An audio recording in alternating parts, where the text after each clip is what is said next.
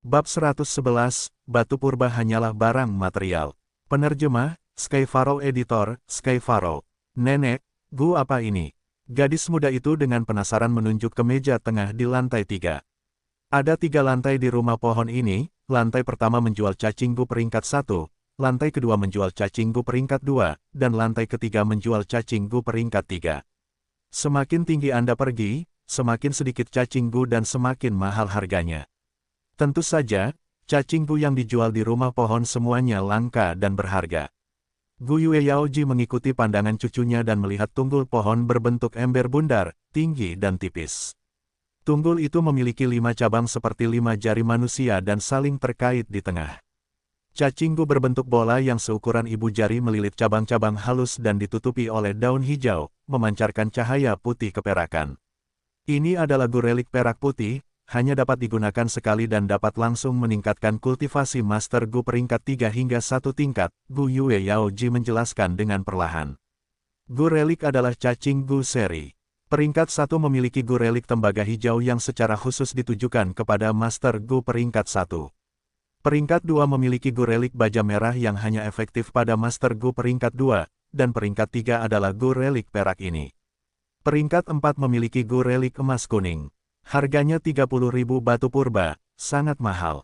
Gadis muda itu sangat terkejut, dia menjulurkan lidahnya. Gu Yue Yaoji mengangguk, harga akhirnya seharusnya mencapai setidaknya 50.000 batu purba. Baiklah, kita sudah cukup lama berjalan-jalan di sini, mari kita pergi ke meja resepsionis lantai pertama, hasil lelang cacing likor seharusnya sudah keluar. Di rumah pohon, cacing gu peringkat 1 hanya akan dipajang selama setengah hari setelah ada yang menawar. Untuk cacing gu yang kurang diminati orang, itu akan terus dipajang sampai seseorang mengajukan penawaran. Cacing gu peringkat 2 akan dipajang selama sehari dan cacing peringkat 3 selama 2 hari. Sekilas, praktik ini tampak aneh tetapi ketika dipraktikkan, ini adalah cara yang paling tepat untuk berbisnis. Di meja resepsionis, apa? Cacing likor telah dibeli oleh orang lain. Gu Yue Yaoji langsung mengerutkan kening setelah melihat hasilnya. Dia telah memasang harga tinggi dan yakin akan mendapatkan cacing likor, tetapi ternyata dia salah perhitungan. Siapa yang begitu jahatnya merebut cacing likor kesayanganku? Gadis muda itu bertanya dengan marah. Yao Le, Gu Yue Yaoji mengingatkan cucunya. Gadis muda itu cemberut dan dengan patuh menutup mulutnya. Pramuniaga di balik meja kasir adalah seorang wanita Gu Master peringkat 2. Ia membungkuk sedikit dan menjawab gadis muda itu, maaf. Kami tidak dapat membocorkan informasi pelanggan kami. Setiap bisnis memiliki aturan khusus, mohon maaf. Kerahasiaan inilah yang menghilangkan kekhawatiran banyak pelanggan dan memungkinkan mereka untuk ikut serta dalam penawaran dengan bebas. Terkadang, orang-orang memiliki beberapa hal yang jelas-jelas mereka inginkan, tetapi mereka akan mengalah kepada yang lain karena perasaan dan kesopanan. Lagi pula, mereka sering bertemu satu sama lain di klan. Namun, metode transaksi diam-diam seperti itu memungkinkan seseorang untuk menghindari masalah sentimen. Mengapa hal yang baik seperti itu harus diberikan kepadamu? Karena kamu adalah senior, saudara, atau temanku. Jangan pernah meremehkan sisi gelap dalam diri setiap orang. Transaksi rahasia seperti itu memungkinkan sisi gelap ini keluar. Gu Yue Yaoji merenung sejenak dan berkata, aku tahu aturannya. Kamu tidak perlu khawatir, gadis kecil. Aku tidak akan menanyakan nama orang yang membeli cacing likor, aku hanya ingin tahu. Berapa harga akhirnya? Gu Master wanita itu membungkuk lagi, saya benar-benar minta maaf, harganya juga rahasia. Tapi jangan khawatir, harga akhir pasti yang tertinggi di antara semua penawaran.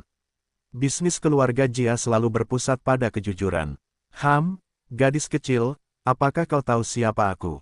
Wajah Gu Yue Yaoji merosot dan mendengus dingin.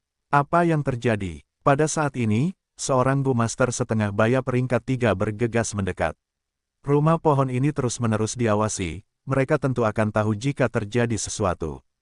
Pengawas tuan, Gu Master wanita itu segera menyapa pria setengah baya ini. Pria itu melambaikan tangannya ke arah gadis itu, kau bisa pergi sekarang, aku akan mengurusnya di sini. Dia menoleh ke arah Gu Yue Yaoji dan tersenyum, jadi itu Tuan Yaoji. Dia seharusnya cucumu, kan? Dia tampak cerdas dan manis. Ekspresi Gu Yue Yaoji melembut saat melihat bahwa pria ini juga seorang Gu Master peringkat 3, tetapi dia tetap bertanya untuk mengetahui harga akhirnya. Pengawas pria itu merasa bahwa situasinya agak rumit. Dia adalah seorang tetua di karavan dan juga ajudan terpercaya Jiafu. Setelah berbisnis selama bertahun-tahun, dia sangat memahami situasi desa Gu Yue dan tahu pengaruh wanita tua ini. Bagi mereka, bahkan jika mereka menyinggung Gu Yue Qilian atau Gu Yue Mochen, mereka tidak akan mau menyinggung Gu Yue Yaoji. Pengaruh Gu Yue Yaoji hanya kalah dari pemimpin klan Gu Yue Bo. Pengawas laki-laki itu merenung dan berkata, bagaimana dengan ini? Karena Tuan Yaoji ingin membeli cacing likor, aku bisa mengambil keputusan dan diam-diam mentransfer satu. Sejujurnya, gudang itu memiliki 3 cacing likor dan Tuan Jiafu secara pribadi memutuskan di mana akan menjualnya. Kau seharusnya tahu betapa berharganya cacing likor itu. Mengenai harganya, mari kita putuskan harga penawaranmu. Namun, Gu Yue Yaoji sedikit menggelengkan kepalanya dan mengetuk tongkat di tangannya ke tanah. Dia berkata, aku tidak mencari tawar-menawar. Harganya akan sama dengan harga jual cacing likor sebelumnya. Ini, pengawas itu ragu-ragu, dia secara alami melihat tujuan Gu Yue Yaoji. Gu Yue Yaoji berpura-pura kesal dan terus menekan pengawas laki-laki itu, apa? Apakah harganya begitu tinggi sehingga kau takut aku tidak akan mampu membelinya? Tentu saja, aku tidak bermaksud begitu.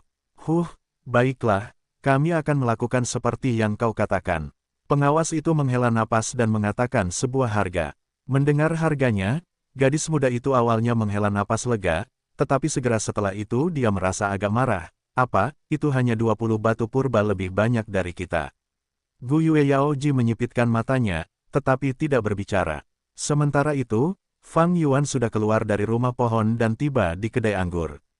Cacing likor kedua sudah ada dalam kepemilikannya, dan sekarang satu-satunya hal yang dia butuhkan adalah 4 jenis anggur, anggur asam, manis, pahit, dan pedas. Aku sudah memiliki anggur manis, masih ada cukup banyak anggur madu emas yang tersisa dari misi warisan keluarga. Anggur pedas dan asam seharusnya tidak menjadi masalah. Satu-satunya kekhawatiranku adalah anggur pahit. Fang Yuan agak khawatir ketika dia memikirkan ini. Jika dia memiliki anggur pahit, dia bisa mulai memurnikan cacing likor 4 rasa malam ini. Banyak hal dalam hidup seperti ini, apapun yang kamu takutkan, itu akan menjadi kenyataan. Kekhawatiran Fang Yuan menjadi kenyataan. Dia menghabiskan beberapa jam bergegas melewati tenda-tenda yang tak terhitung jumlahnya. Ia menemukan anggur pedas dan asam, tetapi ia tidak menemukan anggur pahit. Tidak semua hal di dunia ini sesuai dengan keinginan kita. Fang Yuan sangat tidak berdaya. Ia hanya bisa mengesampingkan rencana fusi untuk cacing likor. Tanpa cacing likor 4 rasa, kecepatan kultivasinya akan biasa saja. Sore harinya, ia pergi ke rumah pohon lagi. Ada cacing gu baru di banyak konter di lantai pertama. Konter tengah, tempat cacing likor dipajang, sekarang ditempati oleh gu air pembersih. Gu air pembersih menyerupai lintah di bumi, kecuali ia jauh lebih lucu daripada lintah, seluruh tubuhnya memiliki kilau biru muda seperti air yang berkilauan. Gu air pembersih dapat menghilangkan aura campuran di lubang. Bagi Ciceng, itu adalah cacing gu yang harus dimilikinya. Fang Yuan teringat Ciceng saat melihat gu air pembersih ini. Dia tahu Ciceng hanya memiliki bakat tingkat C dan telah meningkatkan kultivasinya dengan bantuan esensi purba kakeknya Gu Yue Qilian, sehingga aura Qilian tercampur di dalam lubang Ciceng. Jika Ciceng tidak membersihkannya, maka prospek masa depannya akan terancam. Qilian pasti akan membeli cacing gu ini untuk Ciceng. Coba kupikirkan, harganya seharusnya antara 630 hingga 640. Harga ini jauh lebih mahal dari nilai pasar cacing likor. Alasan utamanya adalah Ciceng secara khusus membutuhkan cacing gu ini. Jika aku menawar 650, aku seharusnya bisa mendapatkan gu air pembersih ini. Hanya dengan menambahkan 10 batu purba, gu air pembersih ini pasti akan jatuh ke tanganku. Mengenai cacing likor yang kubeli pagi ini, harga yang kutawarkan seharusnya sekitar 20 batu purba lebih tinggi dari milik Gu Yue Yaoji. Fang Yuan tersenyum dingin dalam hati. Dia memiliki rasa percaya diri ini. Pengalamannya selama 500 tahun dan pengetahuan bisnis tingkat lanjut dari bumi telah berpadu untuk membentuk rasa percaya diri ini. Itu di luar kebiasaan. Dengan pengalaman hidupnya sebelumnya, ketika dia hanya menambahkan 10 batu purba lagi, dia memiliki jaminan 80% untuk mendapatkan barangnya. Ketika dia membeli cacing likor, alasan mengapa dia menambahkan 10 batu purba lagi adalah karena sifatnya yang berhati-hati. Fang Yuan tidak membuat harga, dia tidak membutuhkan gua air pembersih. Dan jika dia mendapatkannya, maka itu akan diselidiki oleh Qilian. Tentu saja, alasan utama Fang Yuan tidak menawar adalah karena dia perlu menyimpan sisa uang untuk melihat apakah ada cacing gu yang bagus dalam beberapa hari mendatang. Aku kekurangan 2 jenis cacing gu, jenis pengintai dan jenis pergerakan. Gelombang serigala akan datang tahun depan, dan karavan tidak akan datang lagi. Meskipun ada warisan tersembunyi dari biksu anggur bunga, yang ditinggalkan dengan tergesa-gesa oleh biksu anggur bunga setelah dia terluka. Siapa yang bisa mengatakan apakah itu lengkap atau tidak dan cacing gu apa yang akan datang selanjutnya? Dalam ingatannya, gelombang serigala tahun depan akan sangat berbahaya. Fang Yuan tidak ingin menjadi tidak berdaya hanya karena dia kekurangan cacing gu, terluka atau bahkan binasa dalam gelombang serigala.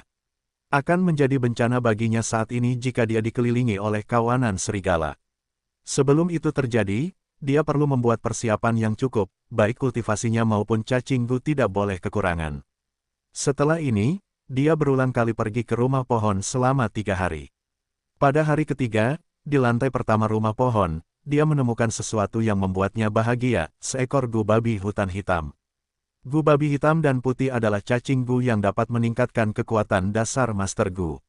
Fang Yuan telah menggunakan gu babi putih dan menerima kekuatan yang setara dengan babi hutan. Jika dia menggunakan gu babi putih lagi, dia tidak akan menerima peningkatan kekuatan apapun.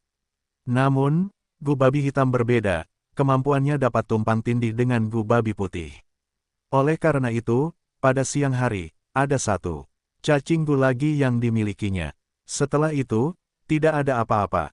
Beberapa cacing gu tipe pengintai dan gerakan muncul di konter tetapi mereka tidak dapat memuaskan Fang Yuan.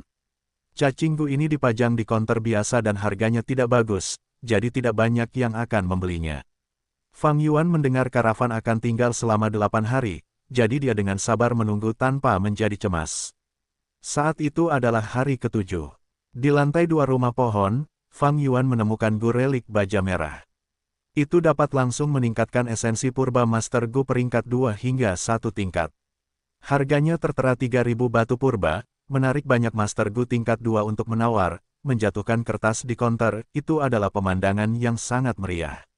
Jika aku mendapatkan gu relik baja merah ini, aku bisa langsung meningkatkan kultivasiku ke tahap tengah. Dengan saripati purba merah tingkat tengah, aku akan bisa menggunakan gu Monglo dan gu giok putih berkali-kali. Kultivasi adalah fondasi Master Gu, peningkatan kultivasi berarti peningkatan kekuatan bertarung. Dalam hal efeknya, itu jauh lebih baik daripada mendapatkan cacing gu pengintai dan gerakan. Selain itu, kedua jenis cacing gu di rumah pohon ini semuanya biasa bagi Fang Yuan, tidak ada yang menarik perhatiannya. Aku sudah membeli cacing likor dan gu babi hutan hitam, aku juga membeli anggur. Harga akhir gu relik baja merah ini pasti akan melewati 5.000 batu purba dan bahkan bisa mencapai 8.000. Lagi pula, semua orang tahu tentang gelombang serigala, jadi menaikkan kultivasi seseorang dengan alam kecil akan sangat membantu. Batu purbaku tidak akan cukup jika aku ingin mendapatkan gu relik ini. Fang Yuan langsung menyadari bahwa sebuah rintangan telah muncul di depannya bab 112, tekad yang sangat hebat. Penerjemah, Sky Pharaoh Editor, Sky Pharaoh. Meskipun mewarisi aset orang tuanya, bagi Fang Yuan, waktu yang dimilikinya untuk mengumpulkan kekayaan masih terlalu sedikit. Mengaktifkan daun vitalitas, dia tidak dapat melakukannya setiap hari karena menghabiskan banyak waktu. Setiap kali dia menumbuhkan 9 daun vitalitas, setengah hari akan dihabiskan. Fang Yuan berpikir sejenak, waktu penjualan gu relik baja merah ini hanya 1 hari. Dalam waktu yang singkat, untuk mendapatkan sejumlah besar batu purba ini, satu-satunya cara adalah menggadaikan kedai anggurnya atau bangunan bambu. Ini bukan hal yang perlu disesali. Setahun kemudian, itu akan menjadi gelombang serigala. Di bawah serangan serigala, desa Guyue akan bertahan mati-matian beberapa kali, dan selama serangan yang paling parah, bahkan gerbang depan pun berhasil ditembus. Pemimpin klan dan tetua klan menahan serigala kepala mahkota petir, dan Gu Yue Kingsu mengorbankan hidupnya sendiri untuk memblokir gerbang dan menstabilkan situasi. Gelombang serigala menyebabkan 3 klan di Gunung Qingmao mengalami penurunan jumlah anggota klan yang sangat besar. Meskipun tidak sampai 90% yang hilang, tetapi setidaknya setengah dari populasi telah musnah. Saat itu, akan ada lebih banyak properti daripada orang, apa yang akan dibicarakan tentang menyewakan bangunan bambu. Kedai anggur menghadap gerbang timur, siapa yang berani minum di sana? Bahkan jika mereka ingin minum, kedai itu akan digunakan oleh klan dan berubah menjadi menara pertahanan.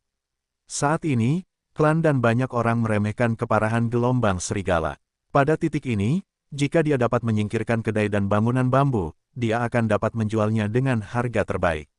Uang dan kekayaan hanyalah barang-barang material, hanya kultivasi seseorang yang menjadi akarnya. Namun, menjualnya ke klan terlalu murah. Jika aku menjualnya ke perorangan, harganya akan lebih tinggi. Namun, siapa yang memiliki kemampuan finansial saat ini untuk membeli bangunan bambu dan kedai minumku?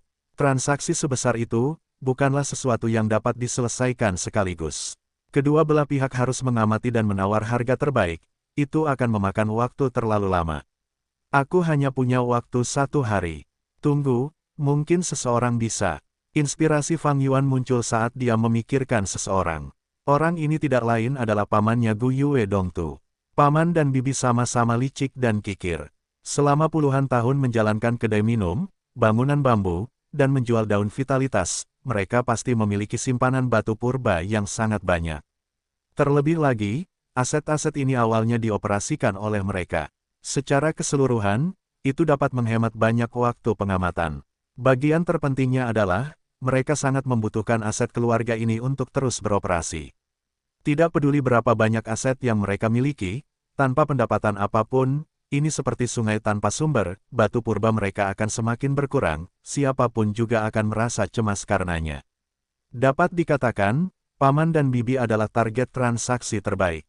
Memikirkan hal ini, Fang Yuan tidak ragu lagi, meninggalkan rumah pohon dan berjalan menuju tanah milik Gu Yue Dongtu.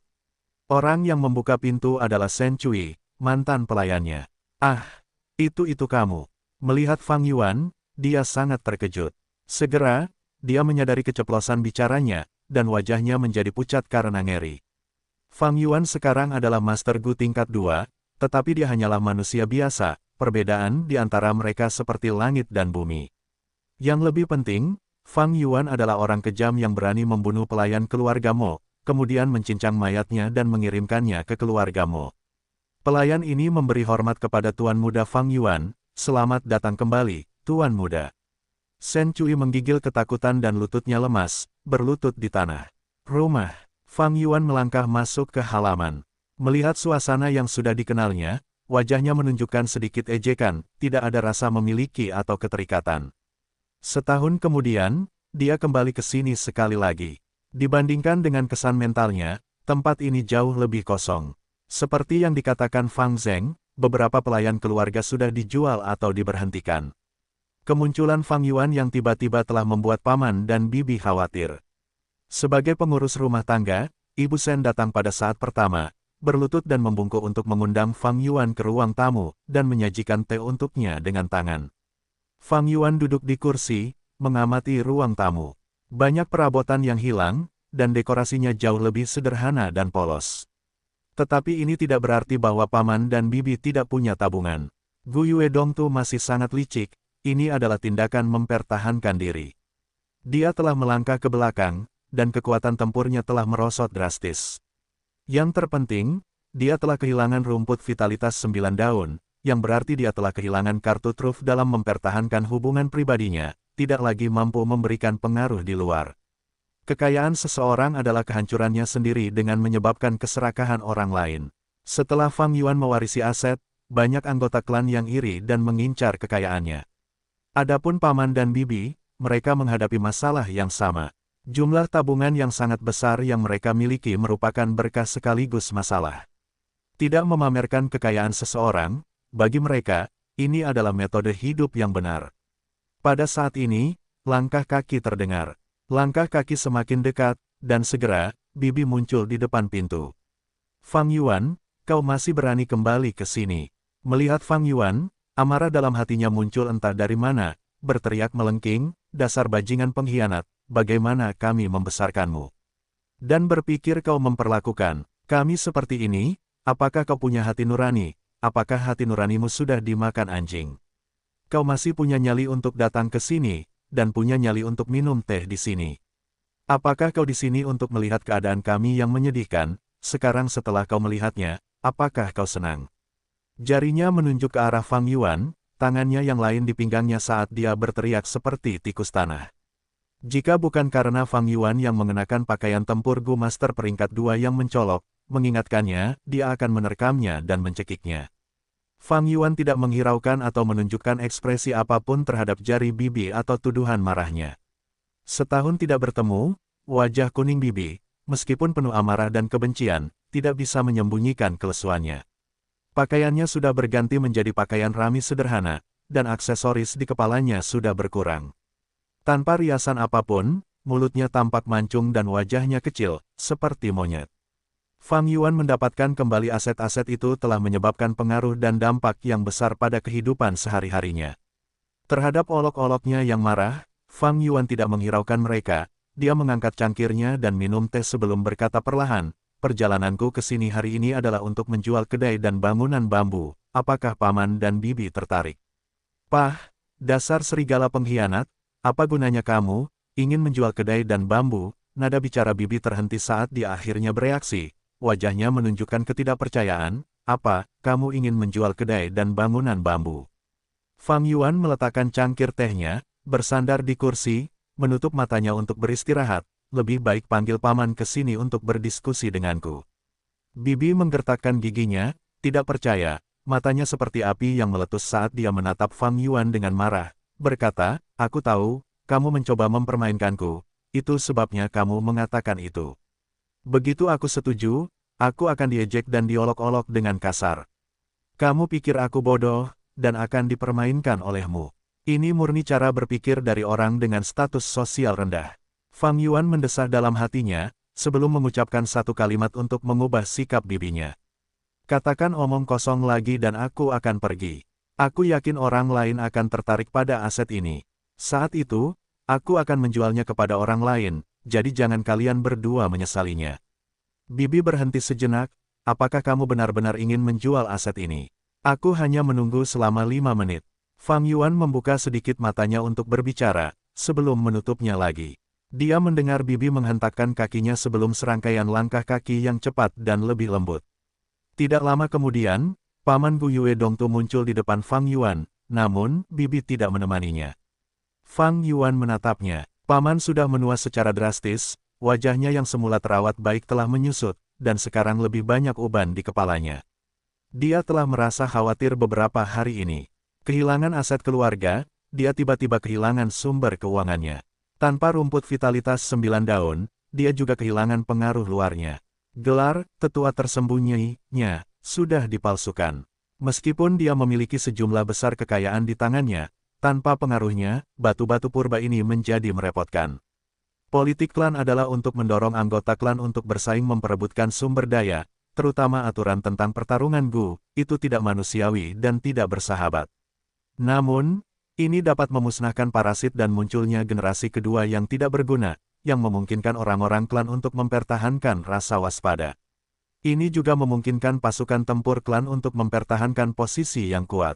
Di dunia ini, hanya kekuatan tempur yang kuat yang dapat memastikan kelangsungan hidup. Tornado, banjir, dan binatang buas tidak masuk akal bagimu. Selama bertahun-tahun, Gu Yue Dongtu menjalani hidup yang damai, dan kemampuan bertarungnya telah menurun. Untuk mengurangi bebannya, cacing Gu yang biasa ia lawan, ia telah menjualnya. Jika seseorang menantangnya sekarang, ia pasti akan lebih banyak kalah daripada menang. Kepada pamannya, Fang Yuan berbicara terus terang tentang tujuannya datang. Fang Yuan, aku tidak akan bertele-tele. Aku tidak mengerti sesuatu, mengapa kau perlu menjual kedai anggur dan bangunan bambu. Jika kau menyimpannya, kau akan memiliki sumber pendapatan yang tetap. Paman tidak dapat mempercayainya, tetapi nadanya jauh lebih dapat diterima daripada bibi. Karena aku ingin membeli Gu relik baja merah. Fang Yuan berkata dengan jujur, tidak perlu menyembunyikan hal-hal seperti itu. Jadi begitu, tatapan paman berbinar, kalau begitu, kau juga menjual rumput vitalitas 9 daun. Itu tidak mungkin. Fang Yuan menggelengkan kepalanya tanpa ragu, aku hanya menjual kedai anggur, bangunan bambu, tanah, dan 8 pelayan. Rumput vitalitas 9 daun adalah hal yang paling berharga dalam aset tersebut. Fang Yuan membutuhkan kemampuan penyembuhannya serta menjualnya untuk mendapatkan batu purba. Itu dapat menopang kultivasinya dan juga memberi makan cacing gu. Selain itu, tahun depan gelombang serigala akan datang, dan harga daun vitalitas akan melambung tinggi. Dengan rumput vitalitas 9 daun ini di tangan, Fang Yuan tidak akan memiliki masalah dengan batu purba untuk perjalanan kultivasi tingkat 2-nya. Namun, jika pamannya mendapatkan rumput vitalitas 9 daun, pengaruh tetua tersembunyinya akan langsung pulih. Fang Yuan tidak ingin melihat ini terjadi. Melihat sikap Fang Yuan yang teguh, hati Gu Yue Dongtu sangat kecewa. Pada saat yang sama, dia merasa tidak berdaya. Keduanya berbicara secara rahasia selama 2 jam, kemudian mereka menandatangani perjanjian transfer yang sangat aman. Gu Yue Dongtu mendapatkan kembali kedai minuman, bangunan bambu, pelayan keluarga, dan tanah, sementara Fang Yuan memimpin 3 pelayan keluarga yang masing-masing memegang sekotak penuh batu purba, menuju rumah pohon. Mereka masing-masing mendapatkan apa yang mereka inginkan. Mendengar berita itu, Bibi bergegas menghampiri. Melihat kontrak dan akta Gu Yue Dongtu di tangannya, dia menatap dengan mata bulat dan menunjukkan kegembiraan yang luar biasa. Suamiku, anak itu menjadi bodoh karena bercocok tanam, dia benar-benar menjual bisnis yang menguntungkan. Sangat bodoh, menginginkan telur dan tidak memelihara ayam yang bertelur. Apakah kamu akan mati jika berhenti berbicara? Diamlah. Gu Yue Dongtu terdengar sangat kesal. Suamiku, Bibi cemberut, aku hanya senang tentang itu. Jangan berpuas diri. Dengan kedai dan bangunan bambu ini, kita harus lebih berhati-hati sekarang dan tidak menonjolkan diri. Pohon besar menarik angin. Meskipun Fang Zheng adalah anak angkat kita tidak bisa menyalahgunakan hubungan ini. Bagaimanapun, Fang Zheng belum sepenuhnya berkembang, siapa yang tahu apa yang akan terjadi di masa depan. Gu Yue Dongtu menghela napas dalam-dalam. Baiklah, suamiku. Bibi mendengarkan sambil menatap tumpukan akta, tertawa tak terkendali. Wajah Gu Yue Dongtu tampak serius sepanjang waktu. Transaksi berjalan dengan baik, dan sekarang dia memiliki penghasilan. Batu-batu purba yang dia habiskan akan diisi ulang dengan 2 atau 3 tahun beroperasi. Namun, dia sama sekali tidak senang. Pikirannya penuh dengan siluet Fang Yuan. Sebagai seorang gurelik, Fang Yuan tanpa ragu menjual asetnya. Ini sama saja dengan menyerahkan kehidupan yang nyaman di masa depan. Gu Yue Dongtu menempatkan dirinya pada posisi Fang Yuan dan berpikir, apakah aku bisa melakukan ini? Aku tidak bisa, bahkan jika dia tidak menyukai Fang Yuan, yang dipenuhi dengan kebencian dan rasa jijik, pada saat ini dia tidak dapat menahan diri untuk berseru dalam hatinya, mampu menyerah dan meninggalkan kenyamanan masa depannya begitu saja, betapa besar tekadnya. Bab 113, Berdiam Diri dan Meraup Untung. Penerjemah, Skyfaro Editor, Skyfaro. Persaingannya sangat ketat, siapa tahu siapa pemenang akhirnya. Saya baru berdiri di sini selama 15 menit dan sudah melihat lebih dari 10 Master Gu menaruh tanda kutip di counter. Ah, ini permainan untuk orang kaya. Orang seperti kita bahkan tidak memenuhi syarat untuk bersaing. Di lantai 2 rumah pohon, Master Gu mengelilingi counter pusat, berdiskusi dan mendesah. Saat malam menjelang, persaingan untuk Gu relik baja merah telah mencapai puncaknya. Banyak Master Gu tingkat 2 yang mengamati dalam kegelapan mulai menaruh tanda kutip mereka di jam terakhir ini. Beberapa Master Gu bahkan mengajukan beberapa tawaran. Pemenang terakhir untuk pertarungan ini seharusnya Mo Yan atau Chisan, tebak seseorang. Itu mungkin. Mo Yan dan Chisan sama-sama berada di tahap atas tingkat 2. Dengan Gu relik ini, mereka dapat maju ke tahap puncak dan berada di level yang sama dengan King Su. Dalam beberapa tahun terakhir, Gu Yue King Su selalu menghantui mereka. Aku tidak percaya mereka berdua tidak memikirkan hal itu. Kita tidak bisa memastikannya. Bukan hanya kita, Master Gu tingkat 2, bahkan ada beberapa tetua tingkat 3 yang mengajukan penawaran. Baru pagi ini, seseorang melihat Tuan Yao Ji mengajukan penawarannya. Benar, aku juga mendengarnya. Cucu perempuan Tuan Yao Ji, Gu Yue Yao Le, akan ikut serta dalam upacara kebangkitan yang akan datang. Tuan Yao Ji seharusnya sudah mempersiapkan diri dan membuka jalan bagi cucunya. Ah, Alangkah baiknya jika aku punya senior yang penyayang. Fang Yuan berada di antara kerumunan, tatapannya tenang saat dia mendengarkan diskusi. Tidak ada yang menyebut namanya. Di mata orang-orang, Fang Yuan hanyalah anak yang beruntung yang baru saja mewarisi aset keluarga. Dalam pikiran mereka, Fang Yuan masih belum setingkat orang-orang seperti Qi San, Mo Yan, dan King Su. Bagus, semakin sedikit perhatian tertuju padaku, semakin mudah aku mendapatkan gu relik baja merah ini. Namun dengan pembelian berulang ini, aku seharusnya menarik perhatiannya. Fang Yuan yakin 99% akan mendapatkan gu relik ini, ia mulai memikirkan masalah lain. Jika kejadian selanjutnya berjalan sesuai harapannya, maka akan ada akhir yang sempurna untuk usahanya selama beberapa hari. Sudah waktunya, daun-daun dan ranting-ranting di meja tiba-tiba tumbuh dan melilit gu relik dengan kuat. Daun-daun hijau menghalangi pandangan orang-orang dan ketika daun-daun ini kembali terbuka, gu relik baja merah itu tidak ada lagi dan digantikan oleh gu revert. Gu revert tampak seperti batu pipi, lonjong, seukuran telapak tangan. Permukaannya sedikit menggembung dan halus, membentuk pola mata, dasar batu itu datar dan terasa kasar saat disentuh. Batu itu berwarna hitam sedangkan pola mata ditutupi dengan garis-garis putih.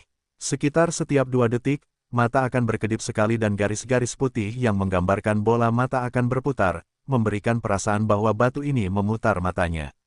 Revert Gu memiliki fungsi khusus. Itu menguraikan cacing Gu peringkat 2 menjadi peringkat 1.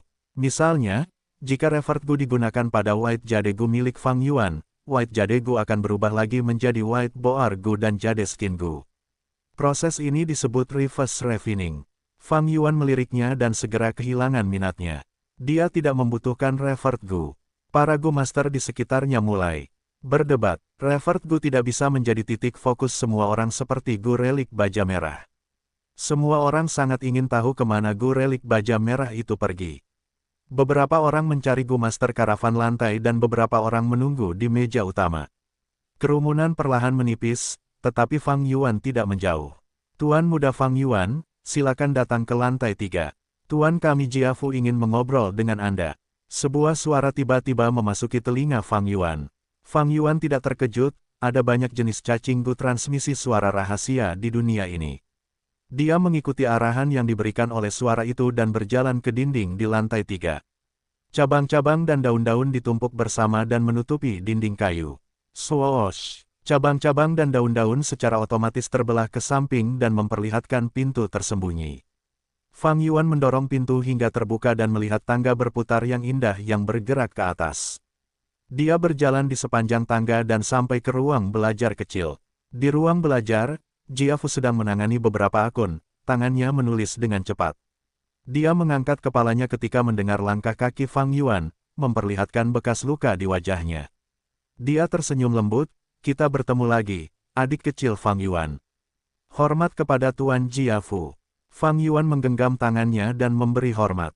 Kemarilah, duduklah di sini. Jiafu menunjuk ke meja terdekat. Setelah Fang Yuan duduk, tangan kirinya mendorong selembar kertas bambu di atas meja ke arah Fang Yuan. Fang Yuan meliriknya dan segera menyadari bahwa kertas bambu ini berisi semua kutipan yang telah dibuatnya akhir-akhir ini. Di bawah setiap kutipan terdapat tanda tangannya. Dalam hati, ia merasa senang, semuanya berjalan sesuai harapannya. Namun, di permukaan, ia menunjukkan ekspresi ragu saat bertanya, saya tidak yakin apa yang ingin ditunjukkan Tuan Jiafu kepada saya. Senyum Jiafu sedikit memudar, matanya berkilat saat menatap Fang Yuan. Ini adalah penawaran yang kau buat bersama dengan penawaran yang kau berikan untuk gu relik baja merah. Jujur saja, aku kagum dengan bakat bisnismu. Tahukah kau, setiap tawaranmu sangat mendekati harga penjualan akhir. Meskipun kau hanya berhasil membeli gu babi hutan hitam, cacing likor, dan gu relik baja merah, penawaranmu untuk cacing gu lainnya hanya kurang sekitar 10 batu purba. Saudaraku, apakah kau tertarik bekerja untukku? Jiafu mencoba merekrut Fang Yuan. Ini dia, Fang Yuan tertawa dalam hati. Dia telah berulang kali mengajukan penawaran akhir-akhir ini dan sengaja kalah pada sebagian besar dari penawaran itu. Penawarannya hanya berbeda sekitar 10 batu purba dari harga akhir. Dia hanya berhasil memenangkan gu babi hutan hitam, cacing likor, dan gu relik baja merah. Dan seperti yang diinginkannya, Jiafu tertarik dengan bakat bisnis yang ditunjukkannya dan mengambil inisiatif untuk merekrutnya. Namun, jika Fang Yuan menginginkannya, dia hampir sepenuhnya yakin bisa membeli semua cacing gu. Ini, Fang Yuan ragu-ragu, lalu menggelengkan kepalanya. Saya sangat tersanjung menerima kebaikan Tuan Jiafu, tetapi saya tidak ingin meninggalkan klan. Oh, jadi begitu. Tatapan Jiafu berkilat, kakak mungkin salah paham terhadap saya. Setahun yang lalu, saya memang meragukan Anda, tetapi setelah menggunakan Tuan Bambu, kecurigaan terhadap Anda telah hilang. Jia Jinseng adalah kakak saya harap Anda mengerti seperti apa suasana hati saya saat itu. Ada kabar baik lainnya, saya telah mengundang penyelidik Dewa Tai Sueleng. Tidak ada kasus yang tidak dapat dipecahkannya. Saya yakin dia pasti dapat menyelidiki kebenaran dan memberikan keadilan kepada Anda. Penyelidik Dewa Tai Sueleng, ini masalah. Fang Yuan memikirkan nama ini. Ini bukan kabar baik. Baginya, di dunia ini, ada banyak tempat ajaib dan juga banyak metode menakjubkan yang dapat digunakan untuk menyelidiki. Ketika Fang Yuan membunuh Jia Jinseng, dia hanya berada di peringkat 1. Bahkan jika dia tahu banyak metode, dia tidak bisa menggunakannya. Dalam ingatannya, Tai Sueleng memiliki kultivasi yang mendalam dan bahkan tidak akan mentolerir sedikit pasir di matanya. Dia mengikuti pemikiran untuk menghukum kejahatan dan memberi penghargaan kepada yang benar sepanjang hidupnya. Dia memiliki rasa keadilan yang sangat kaya dan pikirannya sangat teliti. Dia sangat pandai menemukan jejak halus dari petunjuk apapun. Penyelidik ilahi memiliki reputasi tinggi, saya juga pernah mendengar tentangnya. Tetapi kapan penyelidik ilahi ini akan tiba di Gunung Qingmao? Fang Yuan memasang ekspresi mengantisipasi dan langsung bertanya. Itu, Jiafu tersenyum canggung, penyelidik ilahi sangat sibuk. Dari jawabannya, mungkin hanya tahun depan. Fang Yuan langsung merasa lega, ia punya banyak waktu untuk mempersiapkan diri. Saudaraku, aku sangat menghargaimu. Aku harap kau dapat mempertimbangkan usulanku dengan saksama. Jiafu memberikan tawaran yang menarik. Fang Yuan dengan bijaksana menolak, sekarang bukan saat yang tepat untuk meninggalkan Gunung Qingmao. Jika ia pergi ke lingkungan yang asing tanpa kekuatan yang cukup, ia pasti akan diganggu dan disingkirkan. Kafilah itu juga penuh dengan aturan tidak tertulis tentang penindasan dan penyingkiran. Itu sungguh disayangkan untuk bakatmu. Bagaimana dengan ini? Aku akan memberimu token ini. Jika suatu hari nanti kau menginginkan bantuanku, token ini akan menjadi bukti bahwa aku akan selalu menyambutmu. Jiafu telah gagal merekrut Fang Yuan, tetapi ia tidak merasa terkejut. Ia memiliki pemahaman yang mendalam terhadap kekompakan klan jenis ini. Jika ia tahu sekarang bahwa Fang Yuan adalah pembunuh Jia Jinseng, siapa yang tahu seperti apa ekspresinya? Fang Yuan meminta maaf karena malu saat ia menerima token yang diserahkan oleh Jiafu bersama dengan relik gu baja merah. Dia menyimpan kedua benda itu di dekatnya dan berjalan mundur untuk keluar. Seorang master gu wanita muda sedang membelai dedaunan di dinding, ketika tiba-tiba dia berteriak kaget. Ranting-ranting dan dedaunan tiba-tiba terbelah dan memperlihatkan sebuah pintu. Pintu itu terbuka dari dalam dan Fang Yuan berjalan keluar tanpa ekspresi. Kau. Gadis muda itu membelalakan matanya dan menatap kosong ke arah Fang Yuan yang berjalan melewatinya. Di antara Master Gu di sekitarnya yang melihat pemandangan ini, beberapa sudah familiar dengan ini, beberapa tersenyum penuh arti dan beberapa melemparkan pandangan heran. Fang Yuan tidak menghiraukan tatapan-tatapan ini dan berjalan ke lantai 2.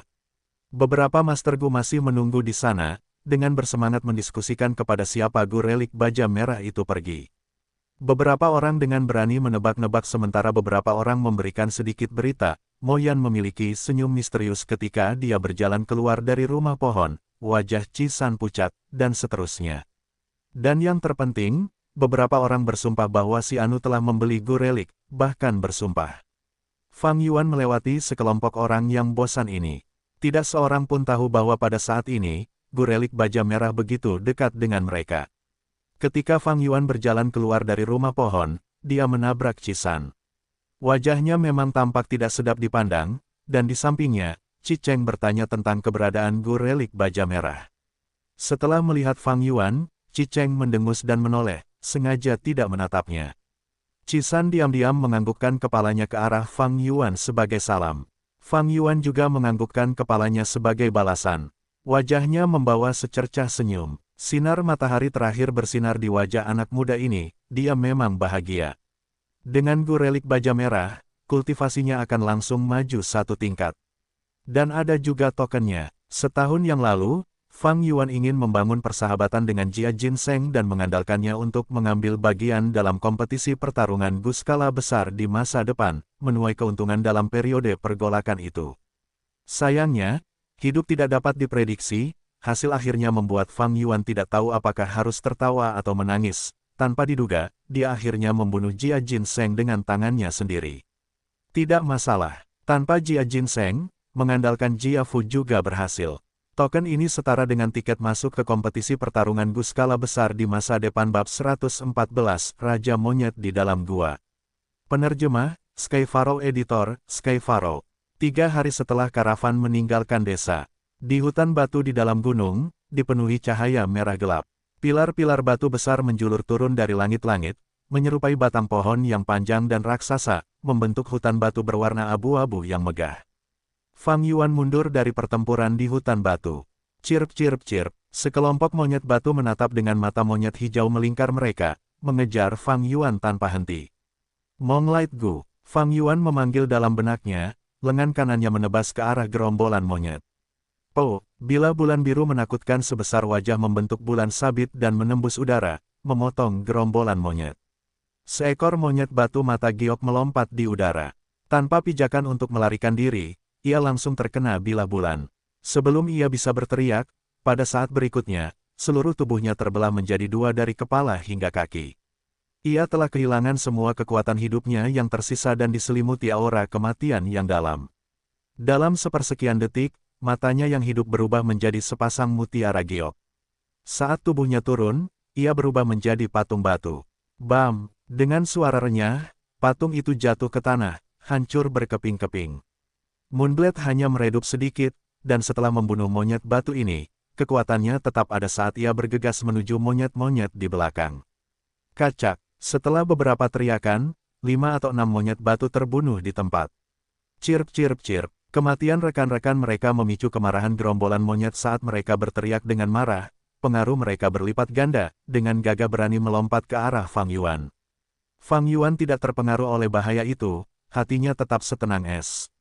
Ia bertarung dan mundur dengan tepat. Saat monyet-monyet batu mendekat, ia menyerang dengan Moonblade. Gu cahaya bulan di masa lalu, bahkan dengan dorongan dari Gu cahaya kecil, setiap Moonblade hanya dapat membunuh 1 atau 2 monyet. Namun sekarang, dengan satu serangan, Gu Monglou dapat membunuh 5 atau 6 monyet batu. Namun, ada dampak positif dan negatifnya. Gu Monglou, bagi Fang Yuan saat ini, memiliki biaya yang sangat besar. Setiap Moonblade menggunakan 10% dari esensi purba baja merahnya. Fang Yuan hanya memiliki 44% laut purba di aperture-nya. Ini berarti bahwa ia hanya dapat menggunakan 4 Moonblade sekaligus. Jika aku berhasil memadukan cacing for flavor liquor dan memurnikan esensi purbaku, aku akan dapat menembakkan 8 Moonblade. Sayang sekali, meskipun aku memiliki cacing likor kedua dan 3 dari 4 rasa anggur, aku kekurangan yang terakhir. Aku terjebak di langkah terakhir, Fang Yuan mendesah dalam-dalam. 3 Moonblade kemudian, aperture-nya hanya memiliki 14% esensi purba merah muda yang tersisa. Untuk bermain aman, dia tidak lagi menggunakan Moonblade, tetapi mengaktifkan White Jade Gu. Monyet batu mengelilinginya, monyet terdekat, melompat ke kaki Fang Yuan dan menjadi gila. Dari bawah ke atas, ia menggunakan kepala monyetnya untuk memukul dagu Fang Yuan. Fang Yuan mendengus. Dia ingin menggunakan tinjunya untuk menghancurkan monyet yang terlalu percaya diri ini. Tetapi tiba-tiba dia punya pikiran dan menghentikan tangannya, menggunakan dagunya untuk menerima pukulan sebagai gantinya. Sesaat sebelum titik benturan, dagunya bersinar dengan cahaya dingin giok putih.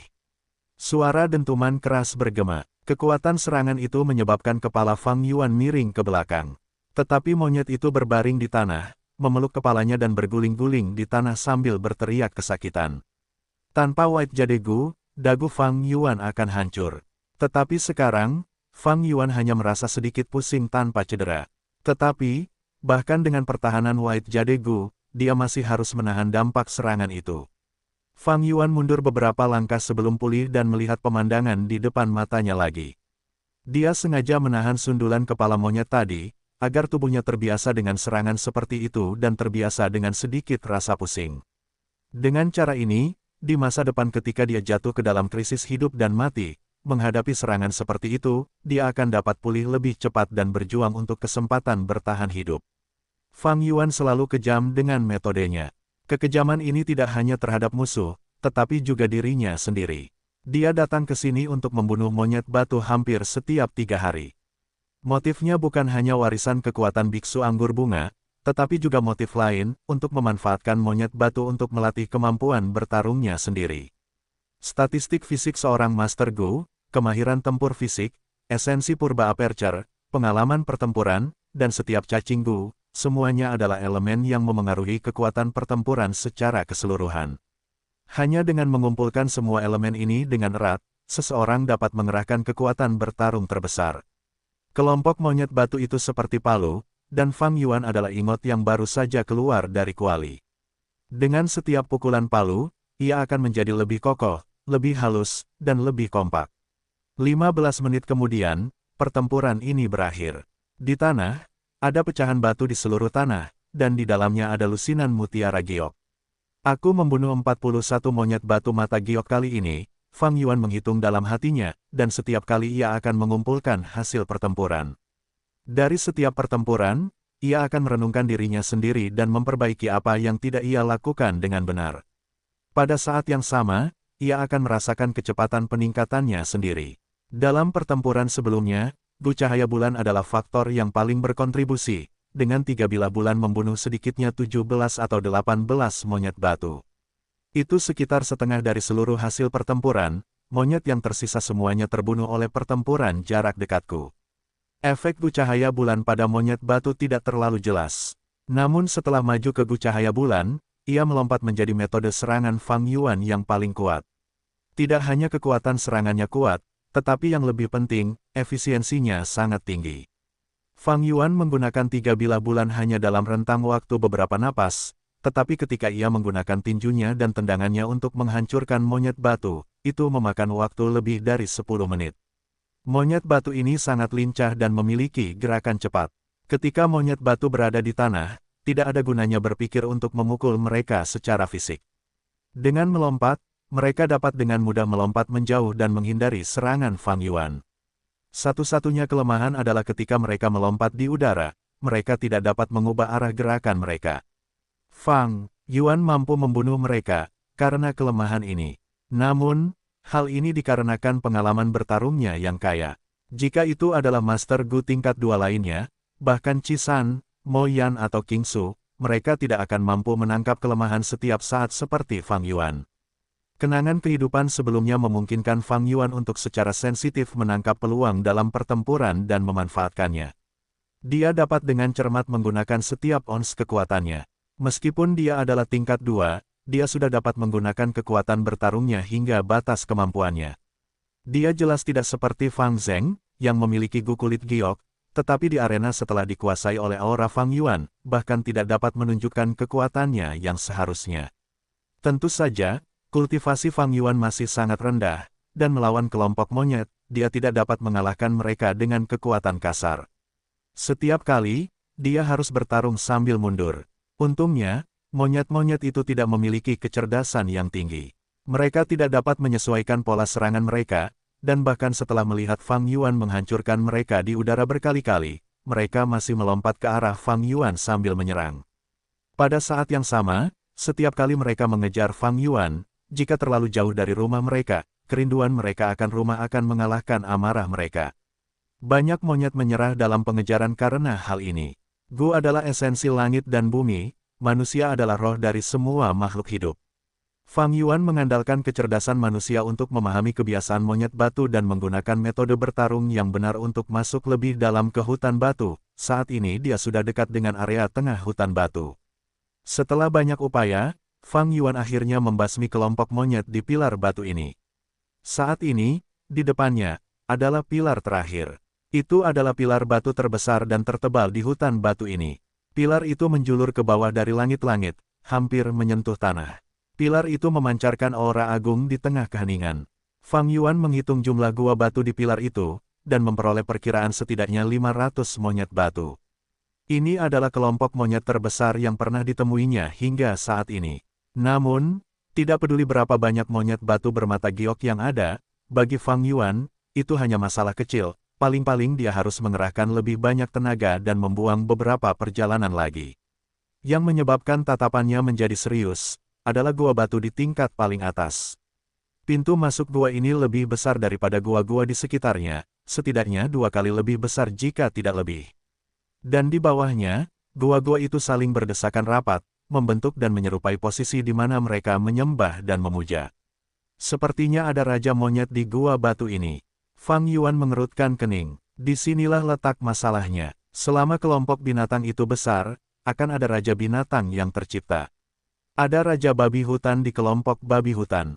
Jelas juga akan ada raja monyet di kelompok monyet. Ancaman raja binatang buas beberapa kali lebih tinggi daripada binatang buas biasa.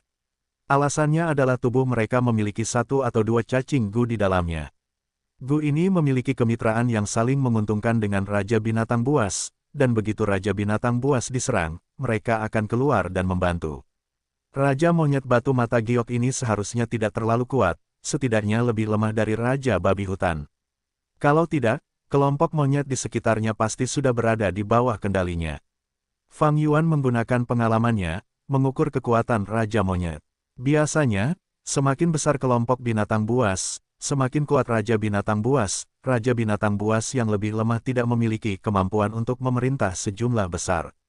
Jenisnya, menurut ukuran kelompok binatang buas dan klasifikasi raja binatang buas, dari rendah ke tinggi, mereka dapat diklasifikasikan sebagai 100 raja binatang buas, 1000 raja binatang buas, dan raja binatang buas yang tak terhitung jumlahnya. Raja babi hutan yang diburu kelompok ular sakit itu adalah 1000 raja binatang buas, ia memerintah atas 1000 babi hutan. Raja monyet batu sebelum Fang Yuan adalah raja 100 binatang, ia hanya memiliki beberapa ratus monyet batu di bawah kekuasaannya. Penyebab di balik gelombang serigala, serigala mahkota petir adalah raja binatang yang tak terhitung jumlahnya, setiap serigala mahkota petir memerintah setidaknya 10.000 serigala petir. Perbedaan kemampuan antara ketiga raja binatang itu sangat besar. 1000 raja binatang membutuhkan 3 tim untuk bekerja sama agar dapat membunuhnya dengan mudah. Kelompok ular yang sakit-sakitan mampu menghadapi raja babi hutan, sebagian besar karena ia telah terluka sebelumnya. Raja binatang buas yang tak terhitung jumlahnya membutuhkan para tetua klan dan pemimpin klan untuk bekerja sama agar dapat melawannya secara langsung. Sedangkan untuk raja binatang buas 100, kelompok 5 orang biasa akan mampu mengatasinya. Namun bagi Fang Yuan yang ingin berhadapan dengan raja monyet ini, ia tidak dapat meminjam kekuatan dari luar, dan hanya dapat mengandalkan kekuatannya sendiri. Esensi purba tahap awal peringkat 2 tidak efektif di sini, sepertinya sudah waktunya untuk menggunakan gu relik baja merah. Fang Yuan mengamati gua batu itu dalam-dalam, lalu meninggalkan ruang rahasia kedua dan menutup pintu batu itu. Jika yang menghalangi jalannya adalah raja binatang buas 1000 seperti raja babi hutan, Fang Yuan akan mundur tanpa berpikir. Namun jika hanya raja binatang buas 100, jika Fang Yuan memiliki kultivasi tingkat menengah peringkat 2, ia dapat mencobanya. Tentu saja, hasilnya bisa jadi 2 arah. Bahkan dengan kultivasi tingkat menengah, ia masih memiliki sekitar 75% peluang gagal, peluang keberhasilannya bahkan tidak mencapai 30%. Bab 115, maju ke tahap tengah. Penerjemah, Skyfaro Editor, Skyfaro. Membran cahaya tembus pandang, laut purba merah samar dan gelombang yang bergelombang. Di permukaan laut, 2 cacing likor putih gemuk menyerap air. Di udara di atas laut, seekor gu babi hutan hitam seperti kepik hitam menggoyangkan sayapnya dan melayang di sekitar gu relik baja merah. Gu giok putih seperti kerikil telah tenggelam ke kedalaman laut dan tidak bergerak. Jangkrik musim semi musim gugur telah menyembunyikan dirinya, ia tertidur lelap untuk memulihkan diri. Sudah waktunya, Fang Yuan berkehendak, gelombang laut berhenti, dan sebagian esensi purba melonjak dan mengalir ke arah gu relik baja merah. Gu relik baja merah segera bergetar dan terbang, memancarkan semburan sinar cahaya merah. Itu seperti matahari yang terbit perlahan, sinarnya bersinar di dinding lubang. Sinar cahaya itu sepanas api dan menyilaukan seperti pedang. Gu babi hutan hitam segera tidak mampu menahannya dan jatuh ke laut purba. Dua cacing likor juga tenggelam ke kedalaman laut purba. Gu giok putih bersinar di dalam laut. Agar Fang Yuan naik ke tingkat 2 tahap tengah dengan metode normal, ia hanya bisa menggunakan metode penggilingan, menggunakan esensi purba merah mudanya untuk membersihkan dinding lubang membran cahaya. Namun sekarang, Gu relik baja merah memancarkan cahaya merah agung yang menggantikan esensi purba merah muda dan mengalir langsung ke dinding lubang, memberikan hasil yang mencengangkan. Fang Yuan dapat melihat seluruh membran cahaya menebal dengan kecepatan yang mencengangkan. Cahaya pada membran cahaya mengembun menjadi aliran cahaya, secara bertahap berubah menjadi membran air. Sinar putih, berkilauan mengalir terus-menerus, menjadi jernih satu saat dan gelap di saat berikutnya. Saat ini, Fang Yuan telah naik ke tahap tengah. Namun, Gu relik masih meledak dengan sinar cahaya merah. Sinar cahaya memenuhi seluruh lubang, ia menggantikan esensi purba dan terus-menerus menyuntikkan esensi dan fondasinya ke dalam lubang Fang Yuan. Membran air menerima semuanya dan sinar cahaya yang berkilauan di atasnya seperti air yang mengalir bebas. Ini berlanjut selama sekitar 15 menit. Gu relik baja merah telah benar-benar menghabiskan semua energinya, tubuhnya berubah transparan dan menghilang dalam cahaya merah. Sinar cahaya merah yang tajam juga tiba-tiba menghilang dengan hilangnya. Bukaan itu kembali tenang, namun membran air telah menjadi jauh lebih tebal. Menggunakan Gu relik baja merah telah menyelamatkan Fang Yuan dari membuang-buang banyak waktu dan tenaga. Seutas esensi purba merah tua muncul di laut purba. Ini adalah esensi purba tingkat menengah tingkat 2. Itu lebih kental daripada esensi purba tingkat awal berwarna merah muda. Itu tenggelam ke kedalaman laut purba dan bertahan di sekitar Gu giok putih. Gu relik baja merah dapat secara langsung memperkuat fondasi bukaan. Bagi seorang Master Gu, ini berarti maju dengan ranah kecil. Jenis cacing Gu ini secara alami lebih baik jika digunakan lebih awal. Bagi seorang Master Gu, kultivasi yang lebih tinggi berarti kekuatan tempur yang lebih kuat, tingkat kelangsungan hidup yang lebih baik, lebih banyak penyelesaian misi dan juga lebih banyak perolehan batu purba. Itu memiliki pengaruh besar pada setiap aspek. Setelah mencapai tingkat menengah, Fang Yuan mengambil beberapa batu purba dan mulai memulihkan esensi purbanya. Dia berhenti hanya setelah 44% laut purba di bukaannya telah sepenuhnya terisi dengan esensi purba merah tua tingkat menengah. Setengah jam kemudian, dia sekali lagi melangkah ke hutan batu, menuju ke area pusat. Dia melangkah ke zona peringatan kelompok monyet. Segera, monyet batu mata giok yang marah keluar dari pilar batu. Mereka menjerit dan menerkam Fang Yuan. Ekspresi Fang Yuan tidak berubah, sebagian besar perhatiannya tertuju pada gua di lapisan teratas pilar batu. Saat bertemu monyet batu bermata giok biasa, tidak perlu gugup selama Anda tidak dikelilingi oleh mereka. Masalah utamanya adalah Raja Monyet Batu. Cacing Gu apa yang tinggal di sana? Fang Yuan tidak tahu. Fang Yuan perlahan mundur sambil mengamati dengan hati-hati, tetapi Raja Monyet Batu tidak muncul. Fang Yuan bingung, apakah tidak ada Raja Monyet di kelompok monyet ini? Jika ada Raja Monyet, maka tidak diragukan lagi dia akan menjadi yang pertama keluar jika seseorang melanggar wilayahnya. Tunggu, mungkin dia sudah keluar. Tepat saat dia memikirkan ini, jangkrik musim semi musim gugur yang sedang tidur di celahnya tiba-tiba muncul. Tubuhnya gemetar saat mengeluarkan teriakan kaget lemah yang hanya bergema di benak Fang Yuan. Peringatan Gu yang vital, ini muncul hanya ketika Gu yang vital merasakan ada ancaman yang kuat terhadap kehidupan Master Gu. Dalam sepersekian detik itu, bulu kuduk Fang Yuan berdiri. Tanpa berpikir dua kali, dia langsung menggunakan White Jade Gu. Lapisan cahaya giok putih terang menutupi seluruh tubuhnya. Detik berikutnya, Raja Monyet Batu, yang 3 kali lebih besar dari monyet batu biasa, tiba-tiba muncul di sisi kiri Fang Yuan dan dengan ganas menyerang dengan cakarnya yang tajam di bahu kiri Fang Yuan. Bang! Serangan Raja Monyet Batu diblokir oleh pertahanan White Jade Gu, serangannya gagal. Pada saat Fang Yuan menerima serangan ini, Gu giok putih di lubangnya tiba-tiba menyala dan menghabiskan 5% saripati merah tua. Jika saat itu Fang Yuan masih dalam tahap awal, 10% saripati merah muda.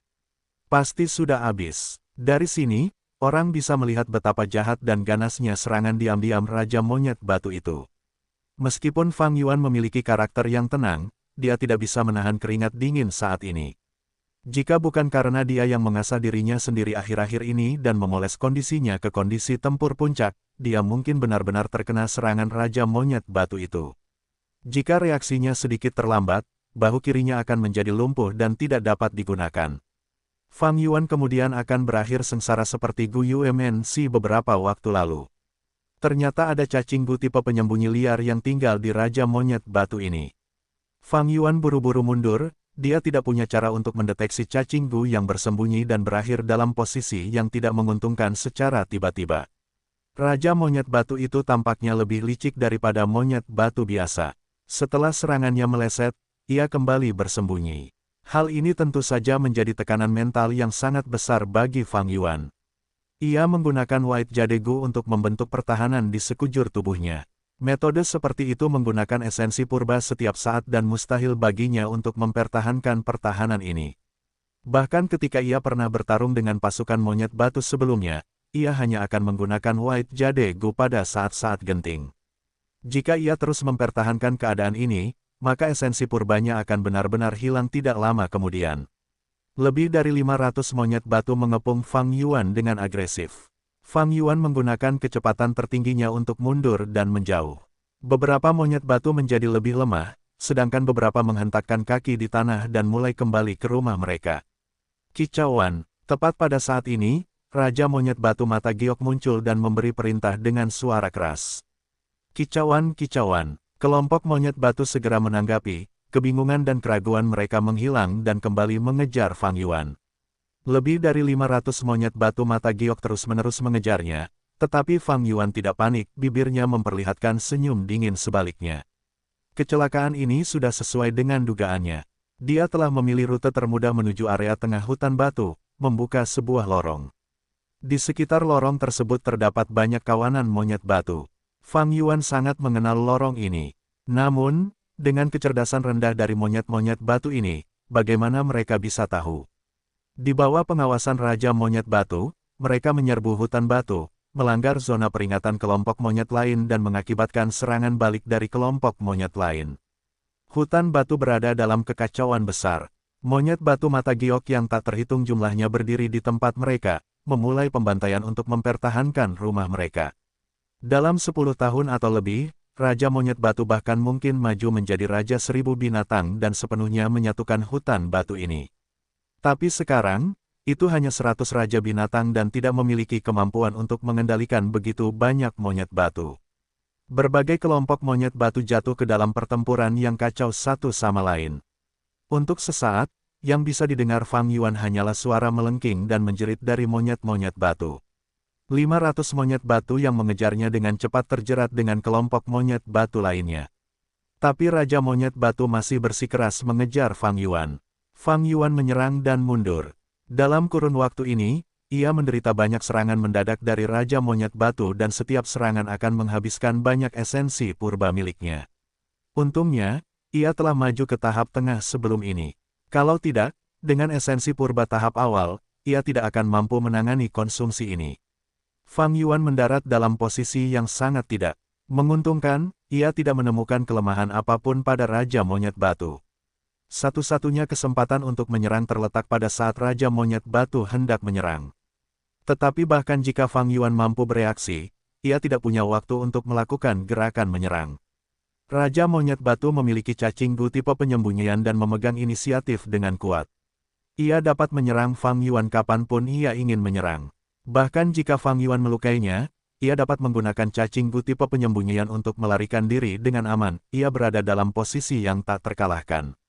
Tanpa cacing Gu penghilang siluman, kemungkinan untuk memenangkan pertempuran ini sangat rendah. Jika aku memiliki metode serangan area luas, mungkin aku bisa mencobanya. Tetapi Gu cahaya bulan, aku hanya akan dapat mengenai Raja Monyet Batu ini jika aku beruntung, tetapi kemungkinannya terlalu rendah. Fang Yuan memahami situasi pertempuran dengan jelas dan segera mundur. Namun, Raja Monyet Batu tampaknya bertekad untuk membunuhnya. Fang Yuan mundur sekitar 100 meter dari pintu batu ketika dia tiba-tiba berhenti. Aku hanya memiliki sedikit lebih dari 10% dari esensi purbaku yang tersisa. Itu tidak akan cukup untuk menempuh jarak 100 meter ini. Dan bahkan jika aku dapat memasuki ruang rahasia kedua dan menutup pintu batu, Raja Monyet Batu ini mungkin akan mendobrak pintu itu. Fang Yuan mengira Raja Monyet Batu akan menyerah setelah mengejarnya dalam waktu yang lama. Namun siapa sangka ternyata ia masih saja mengejarnya. Ia sudah keluar dari hutan batu sekarang dan di sekelilingnya ada sepetak tanah kosong. Monyet batu yang tak terhitung jumlahnya bertarung dengan kacau di hutan batu, menyebabkan keributan. Suara berisik mereka terus bergema di dalam ruang kosong ini. Fang Yuan tidak bergeming, intuisi pertempurannya mengatakan kepadanya bahwa Raja Monyet Batu bersembunyi di suatu tempat, menunggunya menunjukkan celah sebelum melakukan serangan fatal. Fang Yuan tahu ia sudah terjebak dalam jalan buntu. Gu Master peringkat 2 yang normal pasti sudah hancur karena ketakutan ini, tidak mampu menahan tekanan tak berbentuk ini. Namun Fang Yuan masih tenang. Situasi ini juga sesuai dengan harapannya, meskipun kemungkinannya sangat rendah. Menurut logika, Raja Monyet Batu juga harus memiliki kebiasaan monyet batu dan enggan meninggalkan rumahnya. Namun karena suatu alasan, Raja Monyet Batu ini bersikeras mengejar dan membunuh Fang Yuan. Jika kau memilih untuk mengambil risiko, kau harus bersedia mempertaruhkan nyawamu. Mata Fang Yuan bersinar dengan cahaya dingin, dia lalu menanggalkan pakaian atasnya.